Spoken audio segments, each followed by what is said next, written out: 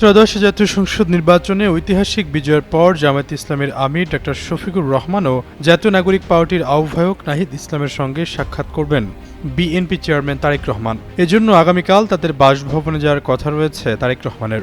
বিএনপির একটি বিশ্বস্ত সূত্র যুগান্তরকে তথ্য নিশ্চিত করেছে। বিসওয়াক্স আর ভিটামিন ই সমৃদ্ধ স্কোয়ারের ময়শ্চারাইজিং মেরি লিপ কেয়ার। এবার হাসুন প্রাণ খুলে। এবার ত্রয়োদশ জাতীয় সংসদ নির্বাচনের ফলাফল অনুযায়ী 297 আসনের মধ্যে বিএনপি একাই জয় পেয়েছে 209টিতে।